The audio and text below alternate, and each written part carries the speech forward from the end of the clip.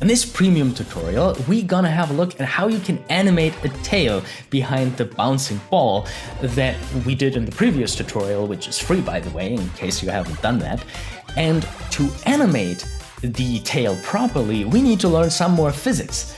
This time, we're gonna hear about inertia, and inertia is the reason why it is so difficult to stand up in a driving bus without being tossed back and forth. Inertia will translate into some more animation principles, namely drag, overlap, and follow through. And this time around, these principles are not only important to make your animation more real, they also make your animation a lot more interesting. So if that sounds like something that you would like to learn or refresh your knowledge on, please consider purchasing the premium tutorial. There also is an hour-long free tutorial about the bouncing ball that you should check out first. But if you want to support us, if you want to help us make more free content for everyone, then you should really consider getting this deal. You will also get access to our super secret elite Facebook group where you can post your work and get feedback from me or other group members, and there will also be